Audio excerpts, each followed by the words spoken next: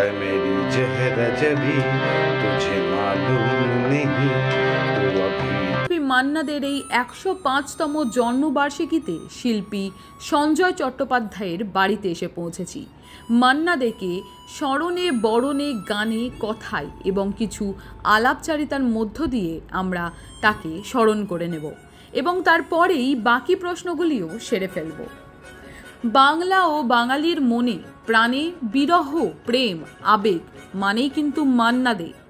আজও মানুষের মুখে ফেরে কফি হাউসের সেই আড্ডাটা, সেই শিল্পীকে আজ আমরা স্মরণ করে নেব। তুমি নিজের মুখে কিছু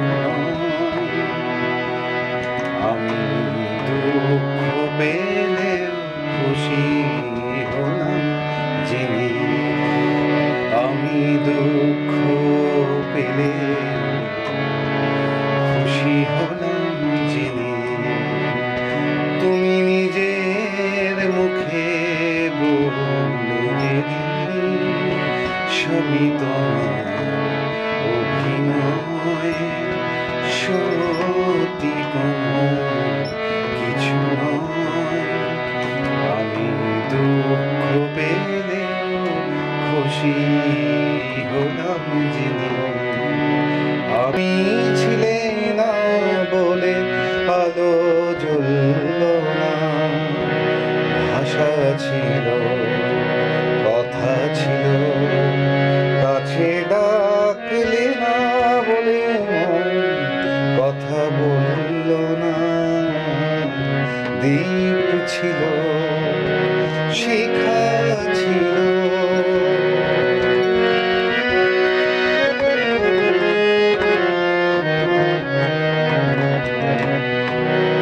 ঝর্ণা যেমনে হয় নদী।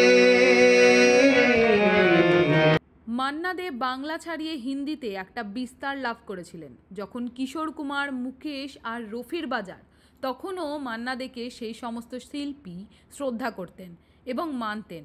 তার উদাহরণ হচ্ছে পরোশান ছবিতে সেই বিখ্যাত গান। সেখান থেকে সেই হিন্দি জগৎ থেকে আপনার অনুভূতি এবং দুই একখানা গান। না, শুধুমাত্র সেটা নয়, ওনারা যখন মানে অন্যান্য শিল্পীরা যখন হিন্দি কাজ করতে গিয়ে ভীষণভাবে জনপ্রিয়তার মধ্যে রয়েছেন, তখনই যে শুধু মান্না দেও তার মধ্যে অন্যতম একজন গায়ক হিসেবে বিচার করা হতো সেটা নয়। তার বহু আগে থেকে মান্না দেকে জনপ্রিয় এবং বম্বেতে যে বিশেষ করে বম্বেতে যে হিন্দি কাজগুলো হয়েছিল সেখানে মান্না দেকে বরাবরই প্রাধান্য দেওয়া হয়েছিল। ইনফ্যাক্ট আমি যতটুকু জানি যে রাজ কাপুরজি যখন ব্যাপার যেটা যে তার গানের মধ্যে খুঁজে পাওয়া যায়, তার সেই অনুভূতি, তার সেই আবেগ, এইগুলো থাকা ভীষণভাবে প্রয়োজন এবং সেই মাপের থাকা প্রয়োজন আমার সেটাই মনে হয়েছে।